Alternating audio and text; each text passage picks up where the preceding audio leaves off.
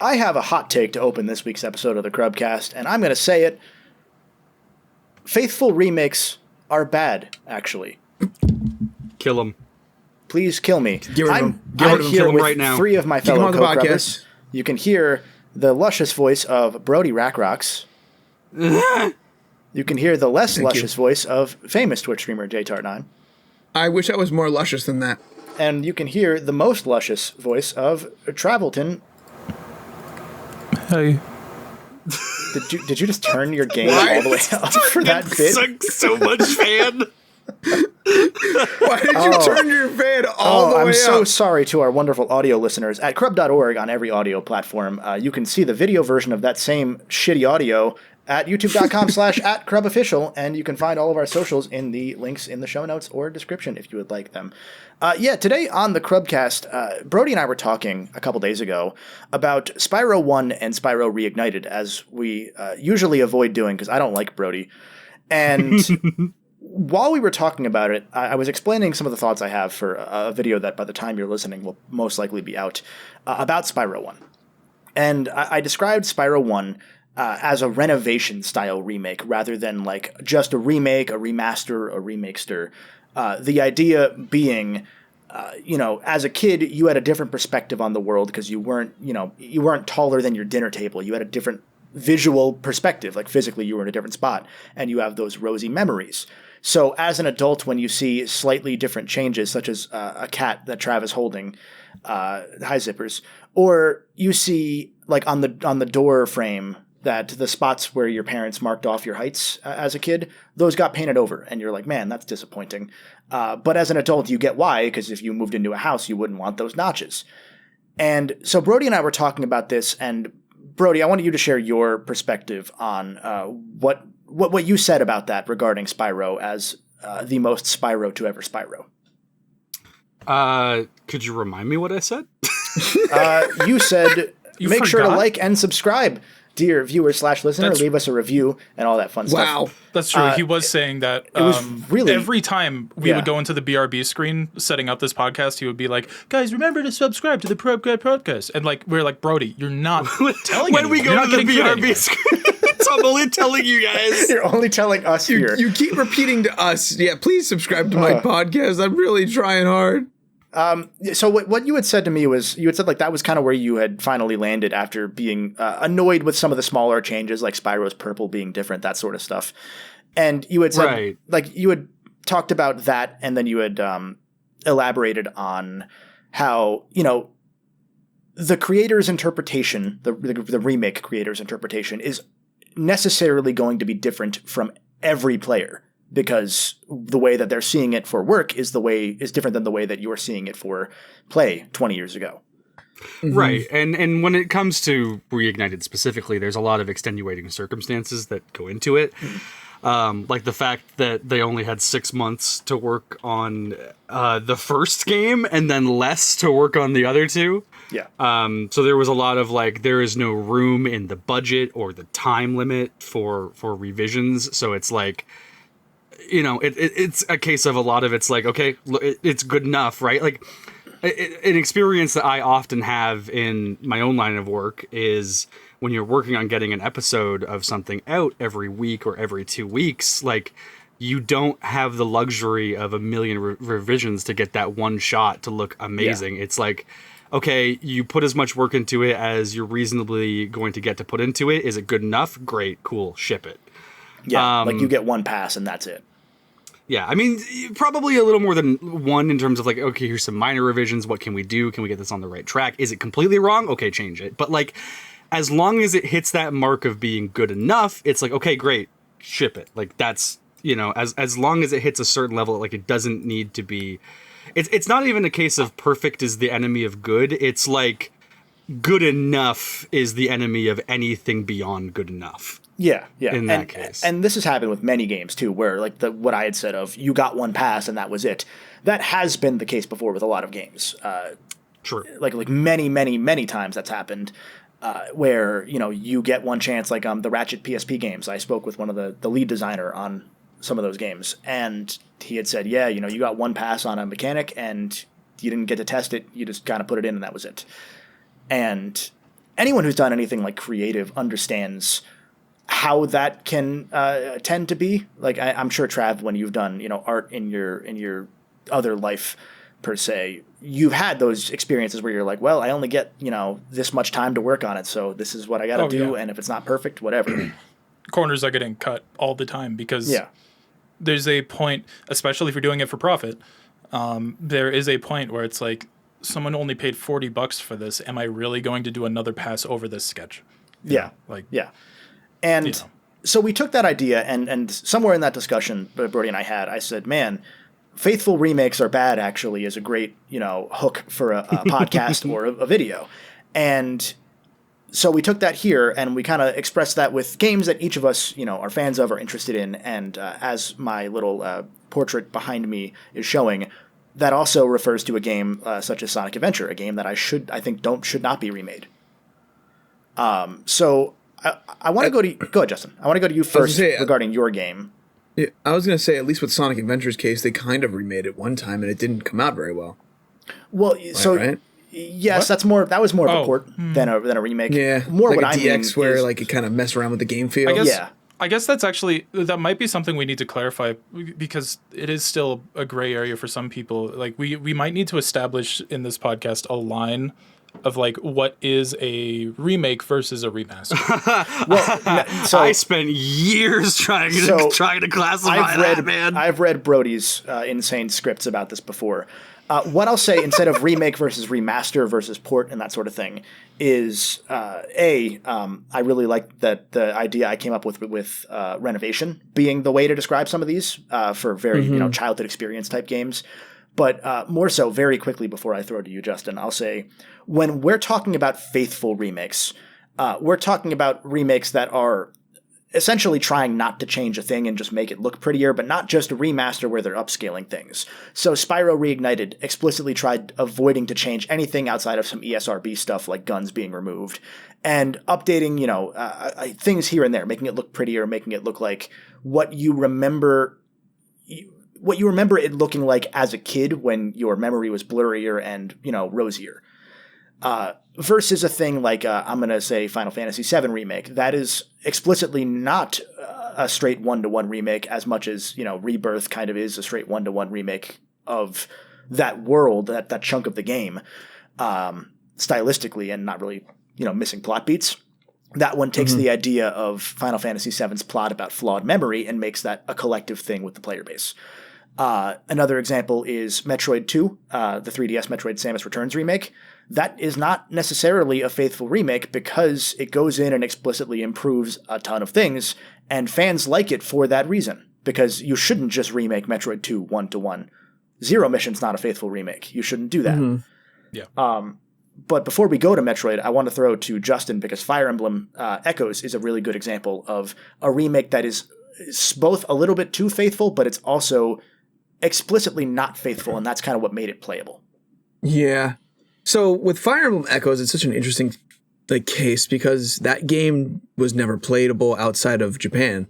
So for a lot of people, that's the only way you're able to experience that game without finding a fan translation and playing through the original game to start with. So they had a unique task to make a game playable for an entire worldwide market instead of just Japan. So people who don't know these characters, you're introducing new characters who have existed for 20 plus years. But you're also trying to make the game more modern for modern sensibilities. And they did that in some regards in terms of Milla's turn wheel. The thing that's now standard in every Fire Emblem game is that button that you can just click it and rewind time and start from where your character died. And you can just try it again. Rather than resetting the whole game like you used to have to. Yeah, you'd soft reset the game and you'd start again. Like those games are made for save states for that reason because it's just a waste of time. Nowadays, it was different, in an older era, but it's kind of a waste of time in a modern sense for most people to look at a game and say, well, now I have to play the whole battle over again. Unless you're playing with permadeath and you're just saying, you know what, if they die, they die. I keep moving on. Yeah. I was going to say, having the rewind option allows you to leave in, to augment the difficulty yourself and say, well, I'm not going to reload. Yeah, exactly. And it's just It's also there those for missions you. can be 20 turns. So it's like it might be an hour worth of mission. Exactly. And also, just like the Doom Eternal Twitter once said, you choose the buttons you press on your controller. Classic. Right? But so they did that, and then they also decided, because no one's in the outside of Japan has played this game, we're going to just take the maps 1-to-1 and just put them in the game, and you are playing the same maps, so the same kind of strategies will always apply from the old game to the new game, except for the new classes, which, like, that's a whole nother rabbit hole to jump down. Those maps are terrible. They're still bad. They're still not good. They're still not balanced. They're still not fun to try What and about them strategies. isn't good, if you could summarize? So a lot of the maps, so the way that the game is like structured is that there's two parts of the game. There's a dungeoning phase where you are in a dungeon, in a 3D dungeon, and you're actually exploring a dungeon like Zelda. And then you slash at an enemy, and it turns into a Fire Emblem board. But the Fire Emblem board is just an open, empty box. No structures. And if there are structures, there's like pillars that are just in the way. Okay. So there's really no strategy there. You just kind of throw your enemies, you throw your units at the enemies and hope they don't die. Yeah. And that's really it. And then you have the actual maps that are made for each level. And the one that's really an egregious example, in my opinion, is there's this one level where you're fighting this witch, and she is like taking control of like a town, and you're going in and trying to save the town. So you're going to her house to fight her. Her house is a wide open box, no door on the front. There's a cliff on the front, so you can't walk up to the house and use mages. You have to specifically walk around the cliff, down the side of the house, which is 1 tile wide. Then you get to the back of the house, 1 tile wide, 3 tile opening for the back door. That's the only door you can get in. You can use like a warp staff and warp your units in, but then you're just throwing your enemy in the middle of an entire house full of enemies. Yeah. And the way you get up there is a staircase up the mountain. You can use flyers to not use the staircase, but if you're using no flyers, you have to just walk up this 1 tile staircase to get to this house to then use more 1 tile like. So pathways this is to where just you get got to the it. idea for the Crub House, is what I'm getting. Oh, from 100%. this. Oh god, the Sims Crub House is the worst designed thing that should never be We remade need to bring the faithfully. Crub House back. We could. It doesn't. It's never gone anywhere. It's still there. You don't know that. I might have Prove burned it. it down. Well, that's true. But But- essentially with Fire Emblem Echoes, Yeah. like they went in and they added the most important change probably to the series at this point, which is the Ever. reverse wheel. Because Yeah. that made those games viable to a whole different audience. And you don't have to use it. Like that's the exact right kind of difficulty, and purists can shut up. And in terms of renovations, like that's like the number one thing you should renovate in a Fire Emblem game from the past is give that option to people. And the only reason they did that is because they were otherwise more or less just remaking kind of a bad game in the modern sense, a dated game that has since been improved upon by every other game afterwards. And even I've played Fire Emblem 1, and 1's maps are better than 2's maps from what I've seen and played of 2. Yes. Of 2 Echoes. is... Yeah, Echoes is like... I love Echoes because the story and the characters in the game and like everything about the entire structure of Echoes is fantastic. It's just those maps that are just like, Jesus Christ, you could have designed this. Yeah. You designed this with your eyes closed. And that jumps us to Metroid, which is where I'm going to throw to you, Trav, because, again, Samus Returns does a wonderful thing. And I like Metroid 2. Like, I like Game Boy Metroid 2. I think that game, like, slaps.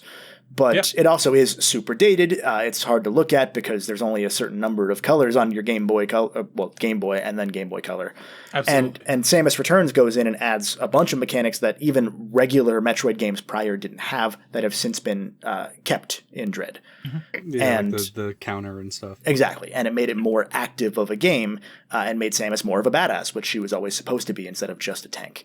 So I want to throw to you to get your thoughts on this idea with regards to Metroid, but we've also, during our pre-show, which we stream these live on Twitch at twitch.tv/crub_official with exclusive pre and post shows, and there's a bunch of other streams we do that aren't podcasts, so tune in for those. We were also talking about the idea of just remaking Doom, like the first Doom game. Because if you remake that game, you're just rebooting the series again. You can't faithfully remake Doom 1 because all you're doing is just changing graphics. Yeah. So I'll throw it to you. I guess starting on the Metroid thing, I want to know before I go into it deeper, like, I guess what is our thesis going into this? Are we just saying like So what is it that it does differently that works for this? Because I have things to say for both ends.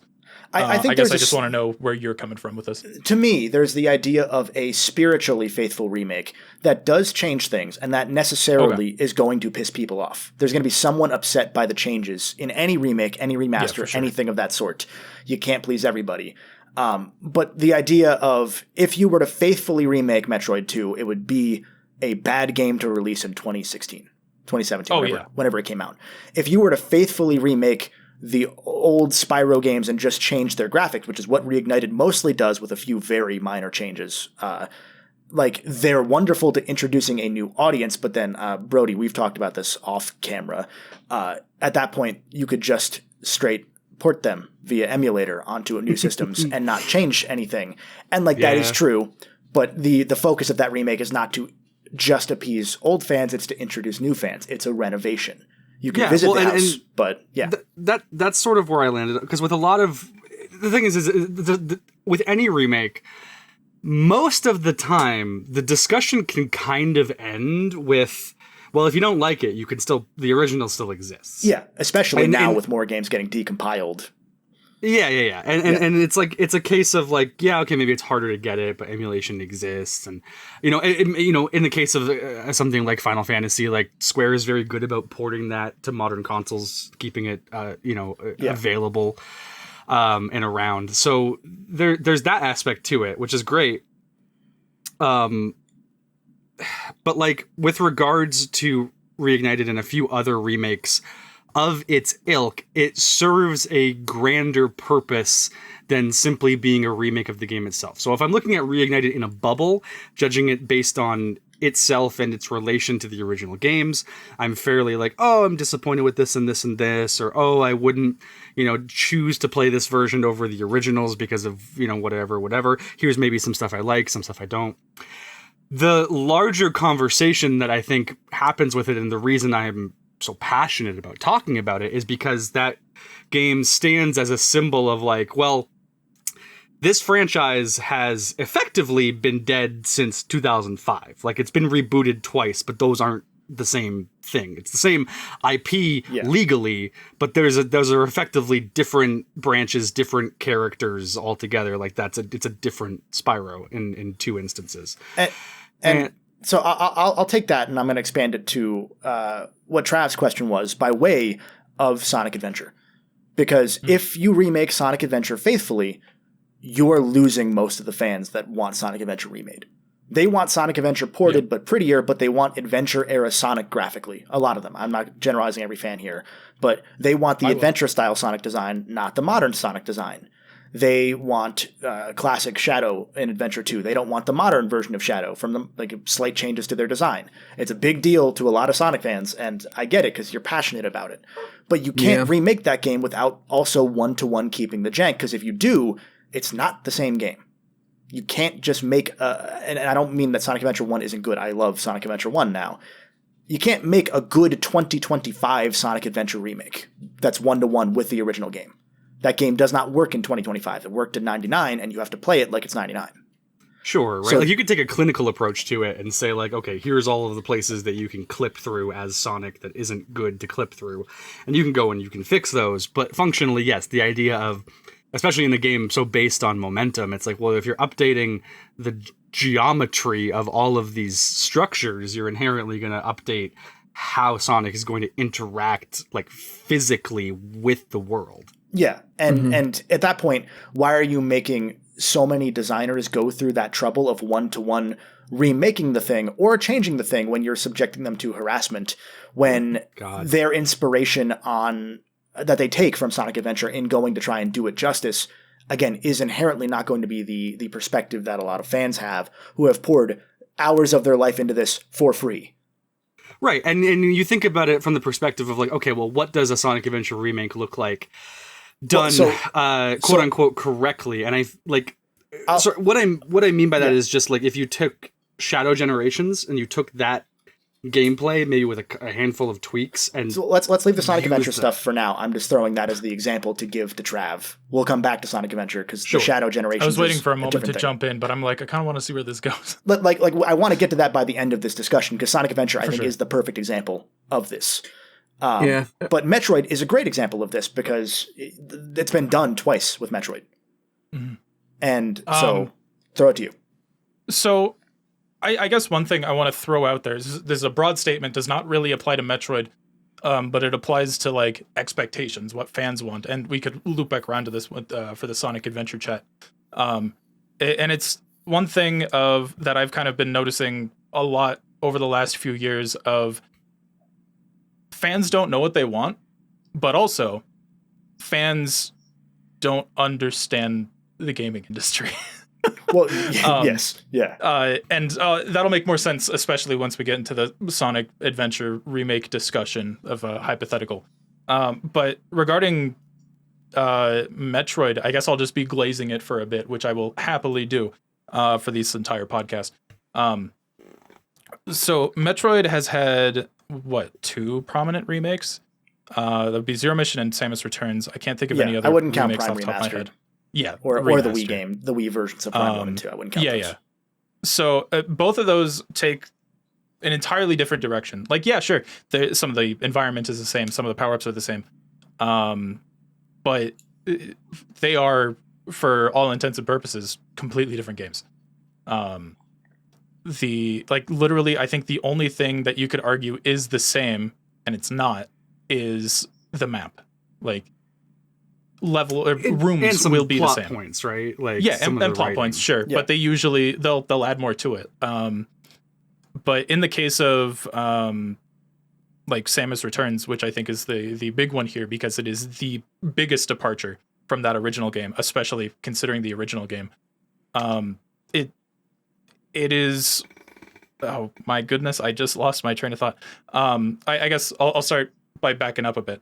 Metroid 2 is really hard to play. Same with Metroid 1. You like, not accessibility wise, you can get them on the Switch right now, which means that you listening, if you've never played them, you can go play them right now and see what I'm talking about. Metroid 1 is one of the jankiest Nintendo games I've ever played. It like factoring or bordering on unplayable if you don't have a guide. Like it is just one of those type of games. Yeah. And Metroid 2, I actively disliked Metroid 2, the original, until I played the fan remake and then went back to the original Metroid 2 and I was able to recognize some of these environments that I'm like, oh, okay, I get what you're supposed to do here now, because the game doesn't tell you. That game, both of those games desperately needed a remake. And now you can play them as their remakes and be able to beat them beginning to end without having to look up a guide, which I consider a good thing. It is an accessibility thing. So, especially in the case of Metroid 2, which had two fantastic remakes, one made by fans, one made by Nintendo, that both took different directions. And they're both faithful in the sense that they take the spirit of Metroid 2 and they adapt that. And to be clear, that kind of faithfulness is important to a remake. But again, absolutely, there's a difference between taking the essence of a game and remaking that, or taking the memories of a game and remaking those to the best of your ability when we're talking about a game that's, decades old that has been dormant for forever. There's a difference between that, and I'm going to throw out an example here that's a really good example of why I think a lot of these are bad for the purposes of, SEO on this video. The Last of Us remake. Not the remaster, the remake. Because that remake was made because Sony has multiple remake studios, and one of them said, well, it's been, about 10 years. Here's an idea. We could fix it. We can supposedly add The Last of Us 2's mechanics into it so you can crawl, things that are actually affect the gameplay. That would have been really cool to see. And then Naughty Dog said, oh, that's cool. We'll take that. And they then made it a 1-to-1 remake that is essentially identical. Like, it is not a single thing has changed that I can think of besides maybe some collision. And that's not true. They did add in the ability by way of having more processing power. The enemies actually exist in the world outside of a certain distance, where before they were, like, not actually there in terms of, like, they had placements there, but they weren't rendered, so their AI was different. So some battles are different. But it's so marginal that what's the point of doing that, especially with a game that's active, that's 10 years old, other than to tie it into the show, which they didn't even really do because it came out well before the show. I want to throw in a little bit there that might be a bit of a hot take. It also kind of goes nowhere, like I'm asking a question that doesn't have an answer. But for me, the way that I've always seen it is, separating a remake from a remaster. I'm not going to get too deep into it, but the thing that I've always used to differentiate it is it's more of a back end thing that differentiates it. A remaster is like you're using the original game's code and letting it run on a modern system. You're making updates and everything, but it's still running on that original foundation. Whereas a remake is, that is a remake. You are remaking this game from the ground up. From the ground up. Yeah. I'm not talking to you, Brody. Well, I wanted to throw in a little wrinkle. I have a wrinkle for that, but I'll let you finish. Okay. I believe in you. I forgot where I was going. Hold on. Right. So, in that case, like when I heard about Last of Us remake, Final Fantasy remake, all of that. I mean, before we knew what Final Fantasy VII remake was going to be, like I was like, yeah, these are remakes. These are even Last of Us remake. Like this is fundamentally it is a remake. Like they did, they have the source code, they have the assets, but they did remake everything for some reason. Yeah, and as much as I want to, give myself a pat on the back, jork it with the boys, like, and say, freaking, like, suck it up. This is a remake. You guys online don't know what you're talking about when it's not a remake. Like, as badly as I want to say that, there is that factor of like kind of like what you were saying, Kevin, like, why even do this then if the average audience can't even distinguish it? It's a good looking game, and it's meant to introduce more people, and frankly, let's be real, it's meant to sell copies and make money at full price instead of free, but also it's currently free. So, I guess I'm doing the thing that no podcaster should ever do, which is throw nuance into it where there's no right or wrong answer. We don't do that. So Brody, what was your wrinkle before we take that back to Metroid and other? Yeah, so I think looking at it from a back end perspective makes a lot of sense in most cases because if you're building something from the ground up, how could it not be considered remade or whatever? Yeah. Unless of course it is like an FF7R, like it's throwing the word reimagining into it and all that. But specifically with regards to Reignited, they did an interesting thing where they didn't have the source code for that game because Insomniac didn't have it, they lost it or whatever, or they couldn't get it from them or something. But Toys for Bob didn't have the source code, Senzaro didn't have the source code. So what they did is they actually took a tool. I think it was a fan tool made online, but they took it and co-opted it or made their own or something, and they called it Spyroscope, which is essentially a tool that went into the original game and stripped out all of the level geometry. Mm-hmm. So ostensibly, all of the level geometry in Reignited is 1-to-1 with the original game in terms of collision and things like that. So they were then tasked with, okay, well, we're going to make new assets. We're going to build these from the ground up, and they have to adhere to this pre-existing level geometry. Like, we're not going to be making our own level designs. They exist. We're just putting essentially a coat of paint on top of them. Yeah. But it is still rebuilt from the ground up, just using a sort of framework that exists. Because they went out of their way to get the physics right. Like, there are some changes just simply due to when you're flying, the camera's a little more zoomed in, and the way that the game's field of view looks is different because of that, and it makes it feel more difficult for some players because their turning feels different because they're slightly more zoomed in, and the way that the speed lines go. That stuff comes with the territory. But again, otherwise, it's such a faithful remake, and I'm glad it exists. And I'm not knocking Spyro Reignited or Crash Insane Trilogy, because the other side is those were meant to build to a sequel, and Crash 4 happened. Spyro 4, maybe we never, we'll find out in 5 years. And that is their grander purpose, right? Is to get the new audience in for a series that hasn't existed in 20 years, and to then see if there's potential. Crash And- sold like I think 15 million copies. Spyro sold like 10. Like they did really well, and that's a lot of new players. And the thing with Spyro Reignited is they did go in and modernize the tutorials and the hints because they don't have the manual in Spyro Reignited. And so because they don't have the manual, they put some of the manual tips into the dragon hints. And so they did change those things because you can't just take a 1998 game and say, here, kids from 2020 or from 2018, figure it out. Because the language of game design is the same, but the way that it's taught is different. Yeah, And that's the important thing with these old remakes. With 60% of the dragons just going, "Thank you for releasing me," like I think that's a good completely change. reasonable thing to do. Yeah, But it makes it less faithful a remake in terms of being a perfect remake. And that brings us back to Metroid. Yippee! Trav. Yeah, I know. I'm trying to think of what to say. Because that was a lot to think of, and I'm like, oh. It's a very dense topic, and like that's the thing about it is like there's so much nuance that saying faithful remakes are bad. I like faithful remakes, but it's the amount of effort that goes in. There's a question of why, because if you're making people go out of their way just to remake a thing, like Blue Point, for example, up until apparently recently, they were just faithfully remaking things 1-to-1, and they still got shit for changing a single boss in Demon Souls. Yeah, they did. Demon Souls. That's what I was gonna think of. I didn't consider Demon Souls at all until now. It's certainly a remake.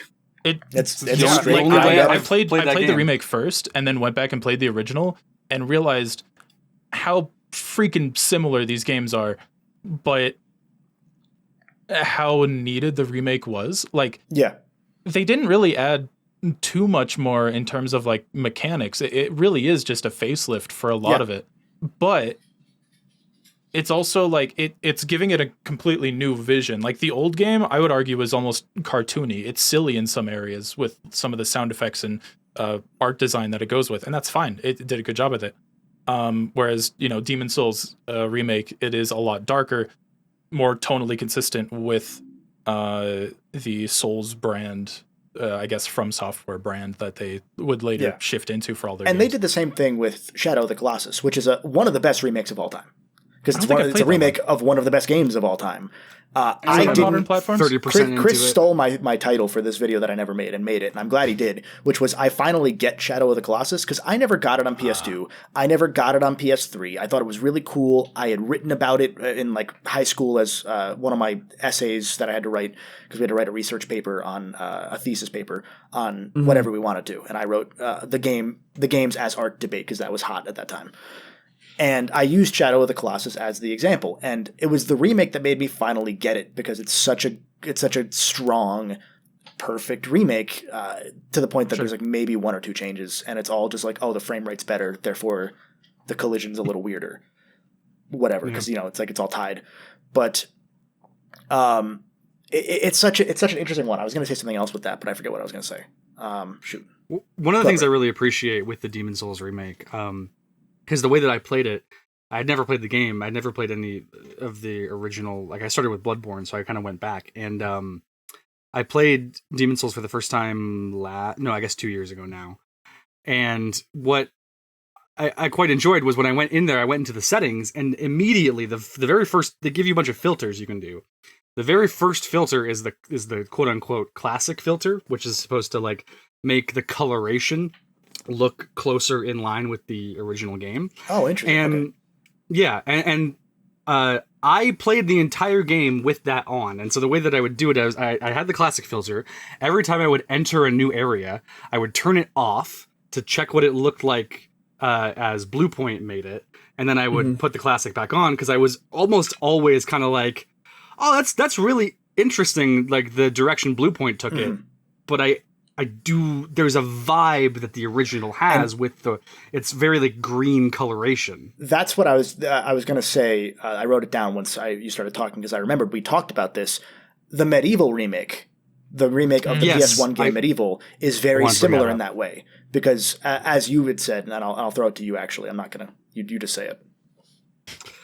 Well, so the whole thing with the Medieval remake is when they did it, they were looking at it going, okay, well, this is a PlayStation 1 game, the performance of which is perhaps not amazing, the limitations of which is, there's this black fog that just consistently exists in the way that like N64 fog exists, right? But in the original Medieval, they're going for this gothic horror vibe. And so the black fog being pitch black, not like a gray or anything, is kind of, to me, reminiscent of like in a side scroller when the sides of the edge of the wall or in between the platforms is like completely dark and it creates sort of a mysterious sense. But the point there being, you're heading into the unknown. So it's peak like fear of the unknown PS1 graphics. It has that inherent horror. And the Medieval PS4 remake comes along, does a very, very good job with it, like mechanically. I think they take a Tim Burton-esque spin on the style, so it loses a lot of that like horror vibe, because now it's like, oh well, it's cartoony horror, right? It's now it's Nightmare Before Christmas. I'm no longer scared of this thing, because also now there's no draw distance limitations, so you can see the entire level laid out before you, and it's like technically speaking, that's an improvement. But I think something in doing that. Yes, something that's lost. They failed to see how the original used a limitation of the PS1 as a tool to express itself in what it was trying to do. And I would push back on failed to see and say that's an intentionally different direction they went in, because the thing about Medieval is Sir Dan was always kind of been a goofy Tim Burton-esque figure. It was just that the aesthetic of the PS1 game kind of clashed with that in a way that worked, but like both were intentional decisions. I don't think they missed it, because I think that takes away credit from the people behind it. From the perspective of the Tim Burton art style change, yes, but I think with regards to the fog and like showing you the whole level versus only showing you what's a few steps in front of you, like that changes the effect of the horror entirely, right? Yeah, and that's what I mean. I don't think that that game wasn't meant to be a horror game. It just happened that we felt it was that way because of the way, like, they intentionally designed it in a similar way. It just loses what we saw as a kid, or what we saw when we play the old version, because of the limitations. Like, we're saying the same thing from different lenses. Sure. And I want to first bounce to Justin before we get back again to Metroid. And I don't think we should. Okay. So Justin, you don't say anything. Okay. To take that back to Metroid, Trav, and kind of circle back to what you were saying, I think that those remakes are faithful spiritually to what, like, making Zero Mission, the Metroid 1 remake, as a game that is very much in the style of almost a Metroid fusion combined with a Super Metroid, was the right move for that game, and it leads to a really cool game that is still a different game. Like it's not Metroid 1, and that's a good thing. With Samus Returns, it's the same thing, because they took all of the issues related to the Game Boy game, and the interesting thing with Metroid is that Metroid 2 was the one Metroid game not really worked on by Sakamoto, essentially I say the stepfather of Metroid, because he didn't make it, but he took it over and made it his baby. He took the reins, yeah. And he always respected Metroid 2 despite not working on it, so he was able to oversee and produce the remake of Metroid 2 and finally bring that under his umbrella of, this is my original vision for this series, and I wanted to do it in a way that felt like it did it justice. The thing that's so interesting about that is, like you said, 2 was like the only 2D game that Sakamoto had no involvement in. And yet all of his games, and we're getting into a bit of story stuff here, so a lot of this is sentimental, a lot of this is nuanced. But one thing that all of his Metroid games have focused around was that plot point from Metroid 2 of Samus recovering the baby. He loved that so much. And it wasn't even his idea. He built off of it. So, on one hand, totally unrelated. It's like, oh, that feels really respectful. It's like he's not just going like, screw it, this is my series now, we're doing my thing. It's like, no. Like he could have retconned Metroid 2. And he instead, Super Metroid follows Metroid 2 immediately. Yeah, like literally picks up where it ends. And then each of his games, Fusion, Dread, and then the eventual Samus Returns especially, would build off of that so much. And so it makes for an interesting thing, because those games needed it. No one really truly wants a Super Metroid remake in terms of what that would mean. Everyone wants it because it'd be really cool, but if you change Super Metroid, someone's going to try and kill you. Samus Returns was originally pitched as a Fusion remake, and Sakamoto was like, "Hold on, Yeah. what if Let's you do it for a Metroid game 2 that needs instead?" it? Because like if Fusion would be interesting at least because Fusion has like that linearity that, to be fair, Dread also has, but like Dread masks it a lot better. Yeah, and Fusion was held back a lot more by the Game Boy Advance. I think that there's definitely room for it to receive a very high quality remake in the style of Dread, but it was a great idea to do 2. Because 2 is aesthetically, or I guess more story wise, whatever. Like it is. It's such an important game that got left behind. Yeah, that's it. Like you added some interesting texture to the story of how that game was built and how it was the way that they took the story and ran with it, like passing the baton kind of thing. It was my understanding that the entire reason Samus Returns got remade the way that it did was because they were like, well, no, is arguably one of the most important plot-wise, and nobody's played it. And if we're going to do more Metroid stuff in the future, people are probably going to need to know this info.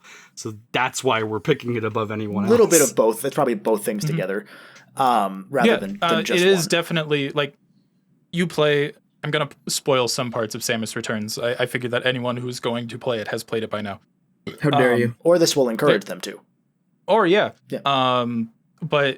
so looping back around, giving you that extra context of the baby Metroid, that's where the original Metroid 2 ended. You would capture the baby Metroid. The whole game, you're literally tasked with like, all right, kill every Metroid. That is the goal of this game.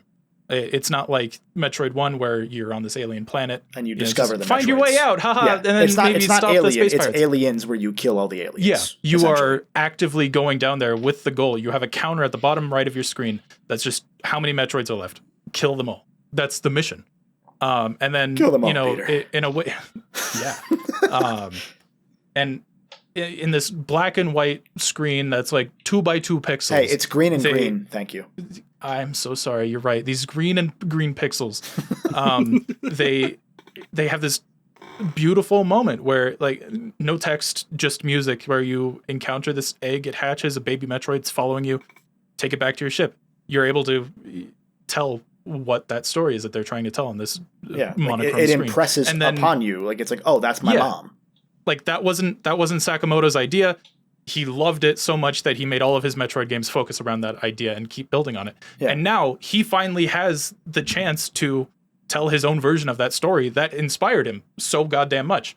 And now like he goes all out with it. Like you have the baby Metroid, you have the it is a cutscene, like with new camera angles and everything, but they still keep that original spirit of Samus being silent, looking at the baby. You can see that she's contemplating, she's conflicted. And then it adds a whole new segment to the end where Ridley shows up, who was not in the original game. that and was you're fighting. It absolutely was. That's just fan service. And you're fighting side by side with the baby Metroid, with it going in cutscenes for like taking jabs at Ridley and stealing its life and giving it back to you. And it's like, all right, I get it. This is fan service. I could totally get why some people are like, all right, this is a bit much. But it's also really cool little narrative confidence of what Metroids do. Like it's cool that we have that element of that. And again, it definitely improves the series going forward. Like if you played the games in canon order minus Prime, because that series isn't finished yet. Maybe even including Prime, but for now, no. Like if you played these games in canon order, or maybe it's even your first Metroid game, Samus Returns, like you get a pretty good idea of these sort of moral conundrums that happens later on in the timeline. And it just does such a great job at that. To stay on the 3DS and with Nintendo, I'll throw another really good example out of, they're technically remakes, Ocarina of Time and Majora's Mask 3D. Because those are really good examples because they specifically kept in speedrun strategies. Like they let the game stay broken in certain ways as best they could. I love that. To stay faithful to it, because the idea is, well, you know the diehards are going to be upset if you improve the game from a purely technical sense of the word improve. Like, oh, cool, we made the combat a little bit less janky. That's kind of good. That's a good thing, even if it's like, don't you dare touch my Ocarina of Time. I love that they did that, because when remakes do that, or even remasters like leave in bugs and stuff like that, always kind of feels like they're going the extra mile. Absolutely. And it's a really cool way to stay faithful in the way that we're not necessarily talking about, but in a good way. But it's tough because like you're remaking Ocarina of Time, because just porting it, some people may struggle to get into it. And so if you can do something to make it look a little new, it helps a lot for a lot of players. And like they didn't get everything right in those games. Like the Zora swimming, someone in the chat mentioned, they messed up the Zora swimming in Majora's Mask, and that's a shame. And there are some people that draw huge issue with how Majora's Mask looks visually compared to the original game. I think that's where you get into, okay, now you're being a baby. Like, shut up. It makes sense in my mind because obviously Majora's Mask being darker sort of inherently lends itself to that natural like N64 PS1 games looking darker kind of thing. Whereas Ocarina never had dark tones to it, but you can brighten that game up and not lose sort of the essence of what it was. Right? Yeah. And I think that circles us back then fully to the idea of the faithful remake of a game like Sonic Adventure, which I think if you're going to remake, and I stick with Sonic because it's such a passionate fan base, and I've really come around in recent years on the idea of, don't mess with that passion and don't punch down on that passion. Like, Sonic fans have had a rough go for a long time, and they're finally getting stuff that is just actually genuinely stellar, and it's a renaissance that the series had frankly never had. Like, there was always the talk of Sonic is back, but like, we're at the point now where it's like, Frontiers is a cool new idea. Some people don't like it. It's kind of a tech demo, but it felt like, okay, we're getting there. Shadow Generations, to go to what you were saying, Brody, is one of those where they took kind of the darkest point of the series. They took the character of Shadow being developed in a way that a lot of people did not enjoy, and they said, we're going to do that justice, and we're going to do that faithfully, still from the same minds responsible for creating Shadow in the first place. We're going to do that in a way that we're not going to remake the games. We're going to do the generations, we're going to change levels, we're going to have our own style, and you're going to get the essence as best as we want you to have it, rather than wasting time remaking a game. And it works out so well. It works out masterfully. And I think to that end, if you were going to remake one of those Dreamcast-era Sonic games, for lack of a better word, you actually do Heroes, because people aren't as passionate about Heroes, and everyone kind of admits Heroes kind of sucks. Plus, I think Heroes translates easier to the like boost style than that as well. You might be spitting. I like that but idea. If you take Heroes and say, hey, now you have more than 4 months to make it, and like that alone, you could remake it pretty close to 1-to-1 and just make the rails better, and that goes a huge way. There are mods, I'm pretty sure, for the the ISOs that have done that. And you do that without changing more than a little bit about the vibe of those games. You make them probably a lot less slippery. And no one really complains about that necessarily. You don't even need to do like the Master Chief Collection thing where you flip back and forth visually, because who cares? It would just be one of those where it's like, that's a unanimous game that is jank, that people would really love to see remade because they have nostalgia for it. That also has a lot of replayability because of the four campaigns. Yeah. And it's not SA1 or 2 where it's a landmine to even touch. Like, you have to, if you're remaking Sonic Adventure, you're making a new Sonic Adventure reboot, and that's going to piss a lot of people off because they're just those games.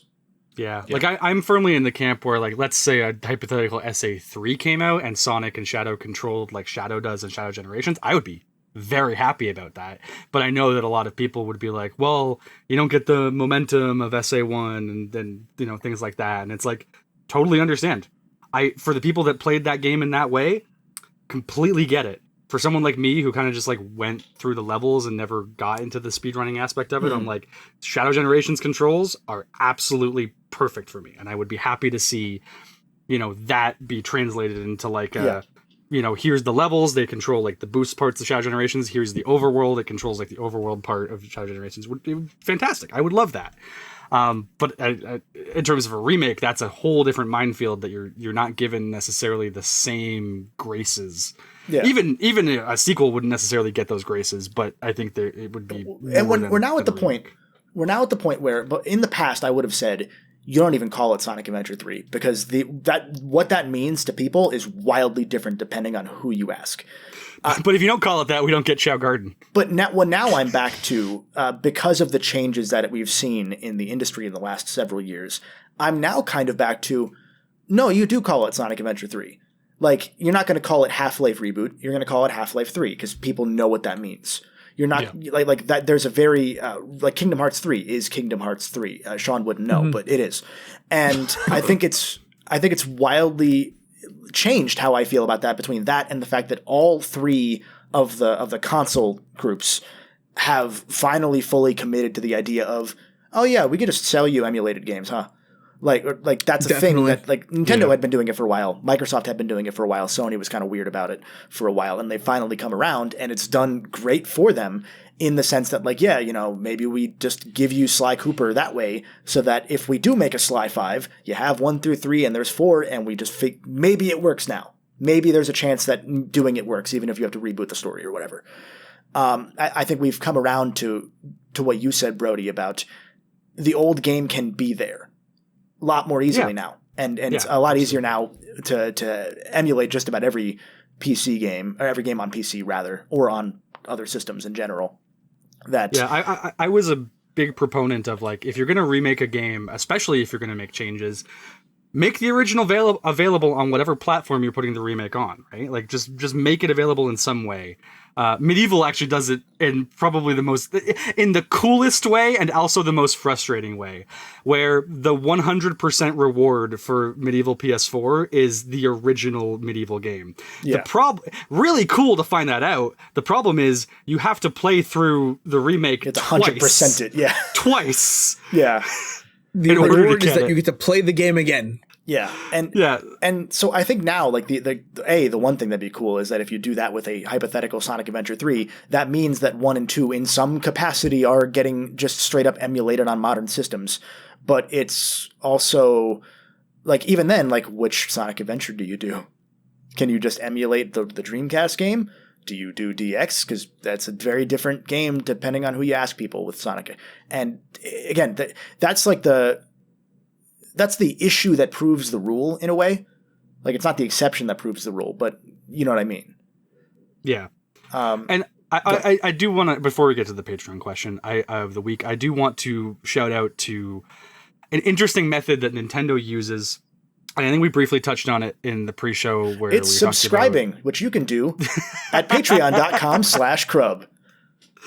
Where they'll take a game, which, especially with regards to a lot of their older, like, pixel art style games, with regards to, like, Samus Returns, where they're like, well, we can't translate this style 1-to-1, even if we keep the actual geometry the same, right? So you get a case of, like, Link's Awakening, where they opt for a completely different, like, toy diorama style, where there's kind of this fuzziness around the edges, like this depth of field effect, and it all feels very toy-like, but that actually plays into the whole narrative of that game, because, you know, you start with the anime cutscene, and then all of a sudden you're in that toy thing, and that was my first experience with that game. So when I got to the revelations that happen later in the game, I kind of went, wow, okay, the theming, the toy theme and everything, like, it really well. It really clicks. Yeah. And another one, so the idea of taking that, just a completely different stylization, but one that looks good in its own right and doesn't even try to necessarily be the original. Like, it has some hints, right? Like, Link still got the dot eyes and stuff like that. But the one I really wanted to shout it out was the Mystery Dungeon remake of I really enjoy that. Yeah. Absolutely fantastic. As far as I can tell, pretty faithful mechanically to the original. It's pretty much 1-to-1. Yeah, and absolutely gorgeous, right? Like, they have that, like, texture effect on every Pokemon, where they all have their own unique, like, chowder style plaid in the background that moves independently. It's like a weird watercolory thing. Yeah, it's awesome. Looks so good. Why would I ever play the original? Like, if I'm really nostalgic, sure, but, like, come on, man, that looks fantastic. I mean, it looks nostalgic in that way, and that's what I like about those sorts of remakes. And I want to throw to you, Justin, once I get this thought out, because it's like HD 2D is another example of that sort of thing as well, which Square has done with a couple of games at this point. And it's interesting because I know Dragon Quest got some weird flack from the weirdos out there regarding a few changes it made to scripts and all that. And again, that comes down to taking those inspirations and taking a different inspiration as a creator to remake a game for a modern audience. That kind of is just something you do because, yeah, you don't just put the little, this has been modified from its original form. It's been zoomed in, like old movies used to do on TV. Like you're allowed to do that, and you're allowed to also not buy it if you don't like it then. So, Justin, what are your thoughts on a lot of this? Because we've kind of just you've been consuming today. I've been consuming. I'm the consumer today. The main thing that I'm getting out of this conversation, which is a very interesting thing to get out of it, is that we should remake more bad games. Yeah, those are the games that need it. You reminded me of one thing, which was that I wanted to talk about Ty 3, because Ty the Tasmanian Tiger 3 has never been officially hear me out. I've heard a lot of people complaining because Ty 1 got remade, Ty 2 remastered more so. Ty 2 got remastered. Ty 3 got a Steam port, and they've been adamant that they're like, well, we remade Ty 4. We're working, they haven't said it, but they're working on Ty 5. They've been pretty clear without saying it. And people have been like, well, why won't you put Ty 3 on Switch, for example? And they've said time and again, like, that game sucked. Like, that game is just Ty 2, but it's like 2 hours long. Everything about it we hate. We would have to remake Ty 3 from the ground up, knowing that it would do so poorly sales-wise that it would bankrupt our company, essentially. So we can make Ty 5 and leave 3 on Steam where it is, or what. And that's a good example of remaking a bad game where it would cause issues, essentially.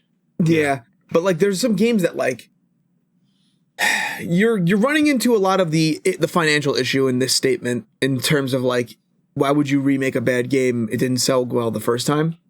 But like there are just some games out there that where it's like, if you just went back to them and like fix them, you could unlock something that's really spectacular. But also in that same mindset, it's like, well, why don't you just make a new game then?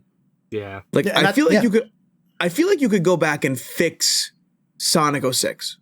Like that's one of those games where I'm like, you should go back and do that. Fans have, and like, at a point, it's like you could, but why? Like, I know that people swear by Project 06. They're like, oh, this is actually the best. They're like, oh, it controls better than any Sonic game now. Even why play Project 06 at a point when the best 3D boost Sonic level ever made is Shadow Generations King Valley. They already did it. But yeah, no, like it's like they could do it, but at a point, it's like, why? Like they would probably sell okay, but like why? Chris and I were having a conversation the other night because we had gotten on the topic of Reignited, and it was brought up all of the people that clamor for an Enter the Dragonfly remake, and it's like, one, why? Two, okay, I get why, right? Because it's like that game is a buggy mess. It's literally half a game. Like you can tell that there was meant to be an entire other half to that game because there's only 7 stages. And like most Spyro games cap out around 15. Yeah. And like they just had to get that out, and it has all of these issues with it where it's like, okay, this is like it's not a bad Spyro game from the perspective of like, let's look at the design if it were made good. If it were made up to the snuff, like up to the quality of the originals. Like there's interesting level themes, the music's really good because it's still Copeland. Like there's a lot of good in that game, just bogged down by a lot of bad. So I see the argument, but it's also it's kind of the Crash Twinsanity thing too, where people are like, oh man, imagine if they finished Crash Twinsanity. I mean, I've seen so many times people have just straight up said, well, imagine if they remade, like on my Ratchet videos, they'll say, imagine if they remade Ratchet 3 and put all the stuff they couldn't put in. And it's like, it'd be like an hour longer. Like it's not like, what's the point for that one? But like with Twinsanity, like half the game's gone. With Ty 3, half the game's not there. It'd be really cool. Yeah. But at a point, what's the point with certain games? I love the idea of people being like, yo, what if they remade a Ratchet game and added more? When they remade a Ratchet game and literally stripped a third of the game out of it. And that was one of those, to go back to the start of this podcast, that's one of those where the circumstances meant they had 10 months to make it, and they had this budget, and it was less than the budget of the movie, and then they finished it ahead of schedule and were told, oh, we delayed the movie, but you can't add more. Yeah, So, I fault the game, but I don't fault the devs. yeah, right? and that's always what it comes down to is, I mean, there's a lot of poor people out there that are doing a really cool job in having to remake these games and getting to remake these games, but it's also probably not the job they want. You know, like you don't like the people at Monolith Soft that remastered/remakestered maybe the Batten Kaitos games. Those are the new hires to the studio that are learning how to make games in that style. That's what remakes generally are for. Nowadays, for a lot of those people, it's training them. And that's useful. Right. But you're also forcing someone to essentially not. Like it's like make this exactly the same. Like that is your job, is to not change a thing within reason.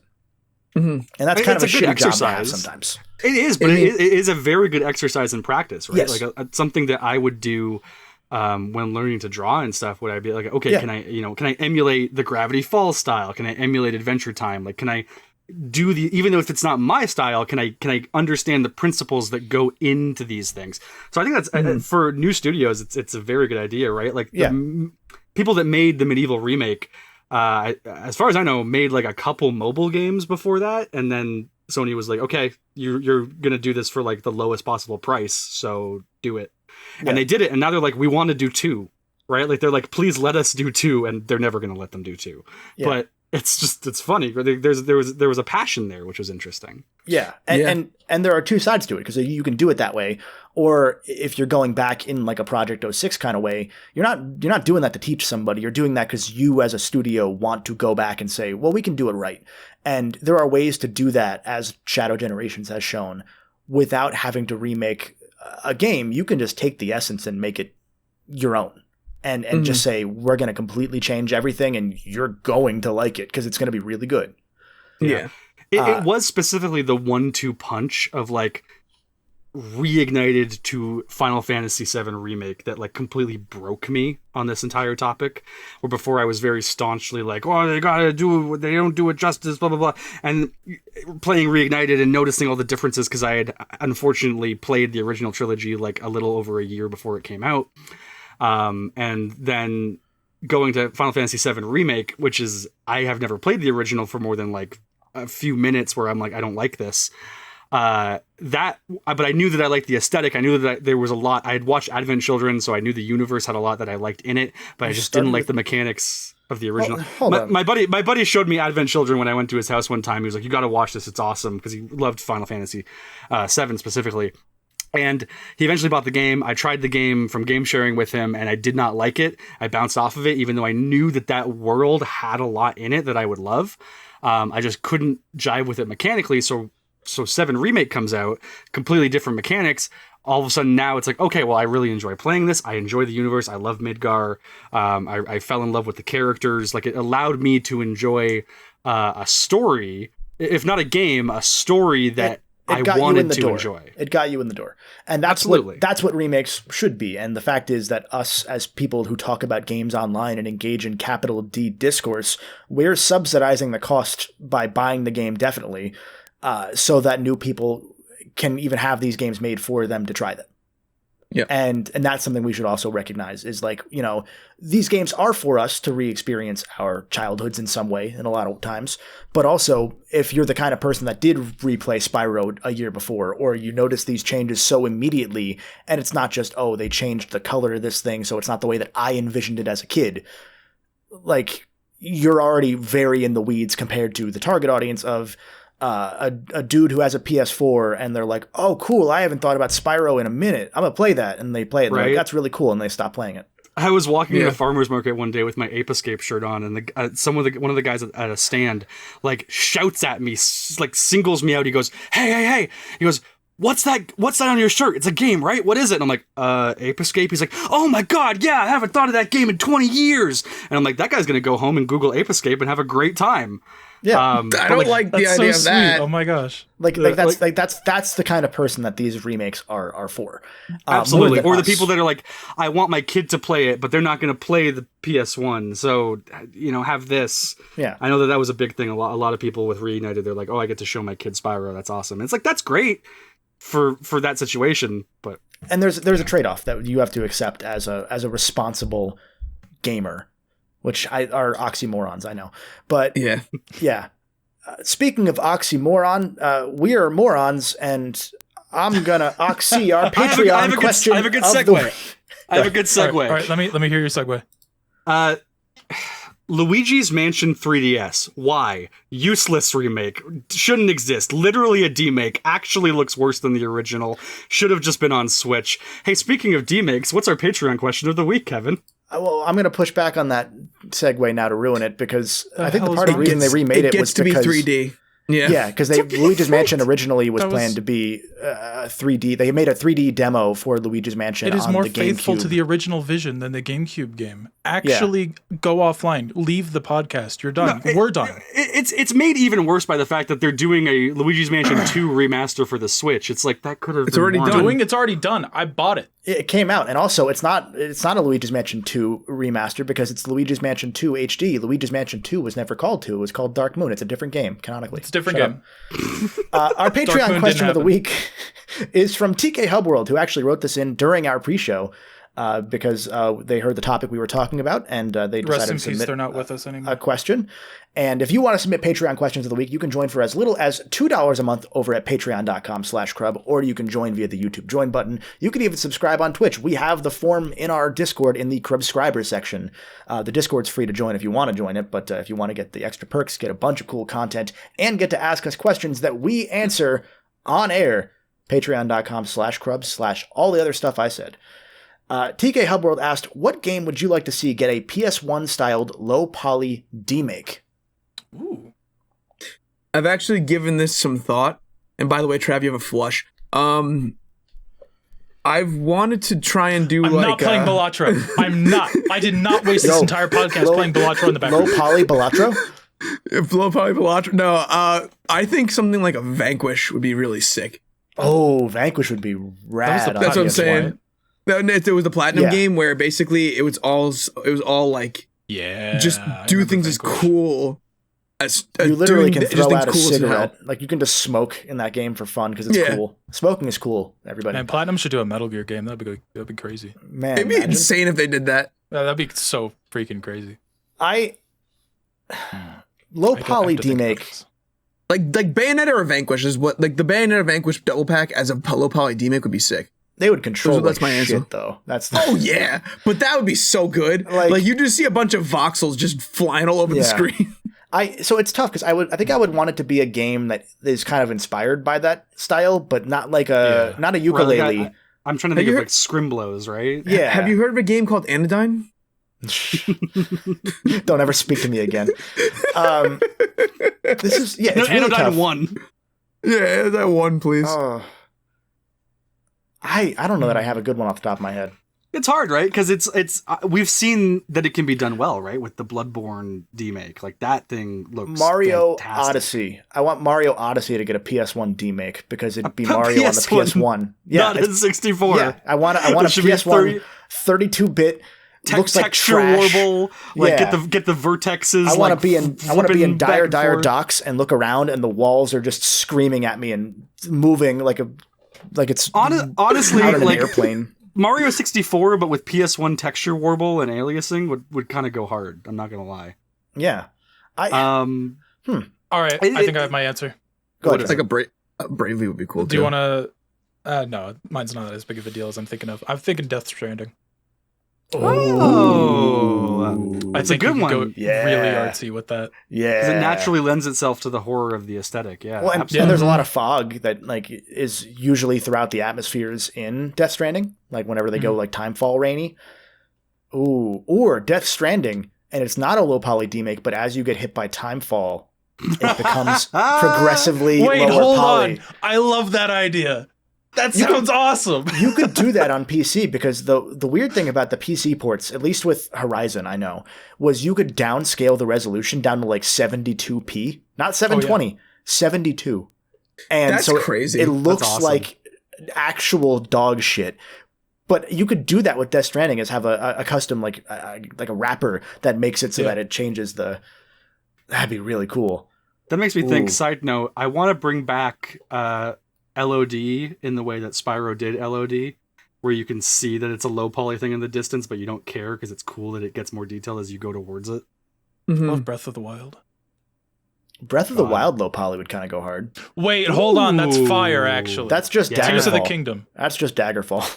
Yeah, you're right. That'd be Well, great. Daggerfall's gigantic, so Yeah.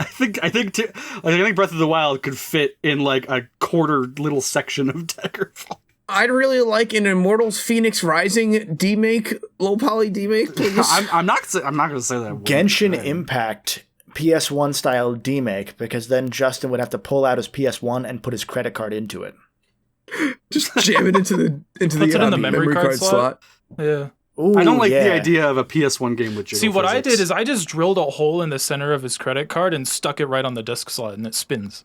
I drilled a slightly bigger hole in his memory card slot. I can't do it. I have to. It's sexual innuendo, Trav. Come back. Yeah, I'm really trying to rack my brain for like what my pick would be of like a game I would love to. Travis, see. don't leave. It's a sexual innuendo. You know, Trav, it's the reason just you left. sex. It's fine. It's just sex, dude. It's fine.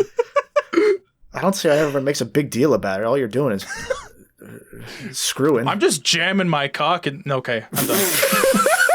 that might be Swear jar, the first. probably. That might be the first non-F bomb that gets swear jarred. Chris, leave it in, but just cut out the C word. the Ak. Oh. We're going the Aki way. Sure. You have any that hit your mind, Brody, for low poly? Yeah.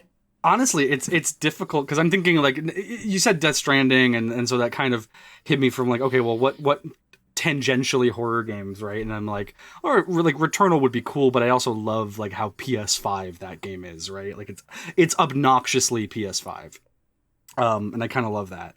That's how I describe Kevin. In terms of like how much is on the screen and That's how true. fast that it loads the rooms and everything like that. It's just My really, drive's really not good. solid state, Trav. That's also I'm trying to- sexual innuendo. There's a game that So I it's slow? I take Soft, longer, I guess. soft. You know. Oh, game that I picked up recently, a little indie game called Nico Dorico, and shout it's out Nico. Yo, Nico? Nico Dorico. Well, the thing is it's a Donkey Kong Country kind of style game, and the Kong pieces you pick up are instead Niko. So they spell out Nico. So I think it's really funny they made a platformer where you collect Nico. But they also have little segments of the game that go into like a forward hallway Crash Bandicoot style. They're not as they're not around as much as I think they should be. I think like half of the game should be that, when it's more like 5% of it. But I think that sort of game naturally would lend itself to having that style. It looks like Crash 4 right now, right? Like it looks like, Yeah. I'm surprised an indie studio was able to make a game with such fidelity that it actually looks like Crash 4. But it looks so much like it that I'm like, well, I feel like that could look like Crash 1 and work just as well. What if we did Donkey Kong Land on Game Boy PS1 demake? Would it be an upscale or would it be a Isn't No, that- we would make it look worse. Okay. Isn't that already a demake of DKC? Never mind. Just that doesn't actively pretty much, matter. butchering yeah. the Well, we could just do the actively demake. butchering the game. We could do the Whatever. Game Boy Am I sweating? demake of Oh, Donkey damn. Kong Country, and make that also on PS1 as a demake. That'd be kind of rad. What if we just demade Seaman?